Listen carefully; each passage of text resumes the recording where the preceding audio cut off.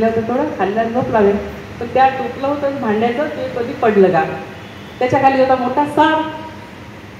माझा भाऊ झोपला, त्याचे पाय लागला टोपल्याला, आतून फुसफुस आवाज यायचा. तो उठला आणि मला म्हणते माई इथं साप आहे म्हणते. तो मोठा घाबरून होता माझा भाऊ. मग मी म्हटलं अरे हो का, आता कसं करायचं रे. तर आतून किचनमध्ये नाही का चूल होती लहानची, त्या चुलीकडे दुसरा आवाज फुस यायचा. आमचे 10 गेले 5 राहिले. आता कसं करायचं, टार्चने पाहिला आम्ही, टार्च मारल्याबरोबर का दोघं इकडे फुस म्हणे तिकडे, दोघंही कॉम्पिटिशनमध्ये मिळतो. मग आम्ही त्या मावशीकडे गेलो. आमच्या घरात साप आहे म्हटलं. तिने आजूबाजूच्या लोकांना बोलावलं आणि सगळे लोकांनी आम्हाला घराच्या बाहेर काढलं. ती मूर्ती मावशी आपल्या घरी आम्हाला दोघांना घेऊन गेली. आणि शेजारचे एक बाबाजी होते साप करण्यात पटाई, त्यांनी 5-6 लोकांनी मिळून रात्रभर साप काही मारता येत नव्हते, लहानची खोली, पहाटे 2ही लोकांना मारले. नाग आणि नागी नव्हती ती. ते मूर्ती मावशींना शेजारी लोक मला धरून रडायचे की कुठली पोरगी आली म्हणे, हिला जर चावलं असा ह्या पोरांना तर काय झालं असतं. अशा प्रकारे तो भयदायक माझा एटापल्लीचा पहिला प्रवास, नोकरीचा अनुभव. मॅडमच्या आता बालपणीच्या आठवणी आपण ऐकल्या. त्याच्या शैक्षणिक प्रवासाला नोकरीमध्ये काही काळजी दिवस एटापल्लीमध्ये काढले. माईक जवळ घ्या माईक पुढं जवळ. पण तुमची ओळख आम्हाला कवयित्री आणि साहित्यिका म्हणून आहे. तर कवितेची आवड तुम्हाला तेव्हा. मी जेव्हा एटापल्लीला गेले आणि तिथलं जनजीवन पाहिलं तर इकडच्या लोकांपेक्षा त्यांचे कपडे वेगळे, अर्धनग्न कपडे घातलेल्या आमचे आदिवासी लोक. त्याच्यानंतर पुरेसं जेवण न मिळाल्यामुळे कुपोषित मुलं, संध्याकाळी ढोल वाजवून रेडा नाचायचे आणि सगळ्यांचे चेहरे असे मुरजलेले, म्हणजे काम त्यांना तेज नसलेले पण कष्ट करणारे, सावकाच्या वाड्यावरती कोणाची जमीन हिस्से केलेले आणि अत्याचार शोषणाच्या एवढ्या घटना पाहायला मिळाल्या मला. आणि ते पाहिल्यानंतर मी आधी लिहायची कविता, परंतु ते पाहिल्यानंतर मला एवढं दुःख झालं. आणि त्यामधून त्या अत्याचार अन्यायामधून जेव्हा एक मी प्रसंग पाहिला, बाजारामध्ये आमच्या तरुण पोरी आलापरीच्या बाजारामध्ये वगैरे जाताना काही वन विभागाचे लोक किंवा पोलीस विभागाचे काही लोक ते त्यांना त्यांच्यावर वाईट नजरेने पाहता किंवा त्यांची छेड करताना मी पाहिली. आणि मला तेव्हा कविता सुचली आणि ती माझी पहिली एक तीव्र अशी कविता, वसिष्ठ पैसाची लाल आग होय. कवितेचं नाव आहे वसिष्ठ पैसाची लाल लाल आग होय. पायटच्या पारवगात केस धुवून, पायटच्या पारवगात केस धुवून, चोपून चापून धडकं नेसल्यावर, चोपून चापून धडकं नेसल्यावर, चपापत गळ्यातली गुंजी शिप्याची माळ, चपापत गळ्यातली गुंजा शिपीची माळ, ती निरखू लागली आयना, आरसा, ती निरखू लागली आयना. तवा नवरा वरडला, तवा नवरा वरडला, राणे एवढा शिंगार करू नग, राणे एवढा शिंगार करू नग, तुले शिंगार कायले पाहिजे, तुले शिंगार कायले पाहिजे. आयत रानानं फुलावं काट्यात, आयत रानानं फुलावं काट्यात, पण वाघ काढू नये, पण वाघ काढू नये.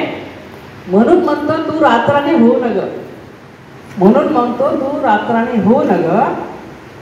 बाजाराले जाशील, बाजाराले जाशील तर समजा सुधारलेल्या बाप्याच्या डोळ्याले आग लागल. बाजाराला जाशील तर समजा सुधारलेल्या बाप्याच्या डोळ्याले आग लागल. म्हणून म्हणतो तू रात्राने होऊ नग.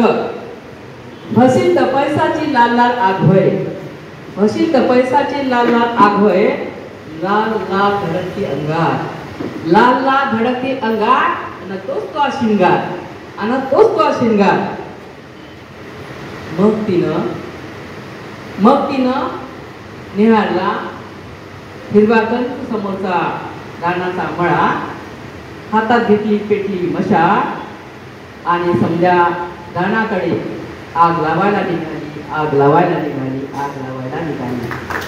ही अशी पळसाच्या सारखी लाल शृंगार असा तो तिचा नवरा म्हणतो, म्हणजे अन्यायाच्या विरोधामध्ये पेटून उडतो असं या कवितेमध्ये मी सांगितलं.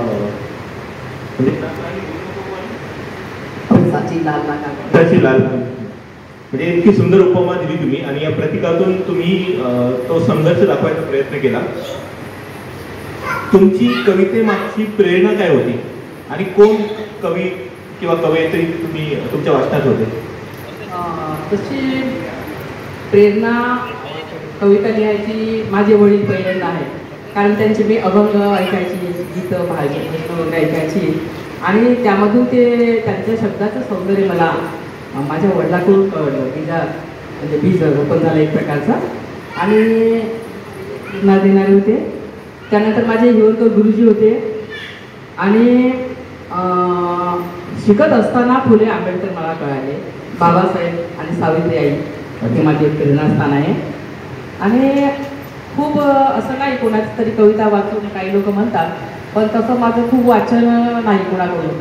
परंतु मला केशव मेश्रामांच्या कविता आवडायच्या किंवा आपले यशवंत मनोहर सरांच्या कविता आवडायच्या. परंतु कोणाच तरी सारखं लिहा ते मला नाही जमलं. हो, मी आपलं लिहिते. आता तुमचं जे लिखाण आहे, तुम्ही साहित्यिका म्हणूनही जगाला ज्ञात आहात, तर त्या साहित्याच्या कोणकोणत्या प्रकारात तुम्ही लेखन केले? साहित्यामध्ये मी कविता, माझे 5 कविता संग्रह आहे, माझ्या कथा पण आहे, त्याच्यानंतर मी नाटक पण लिहिते आणि मी गोंडी, हिंदी आणि मराठी तिन्ही भाषेत लिहून स्वतः अनुवाद पण करते आणि वैचारिक लेखन पण करते मी. आणि बालगीत संग्रह पण 2001चा महाराष्ट्र शासनाचा पुरस्कार मिळालेला बालगीत साहित्य पण. बालगीत हो.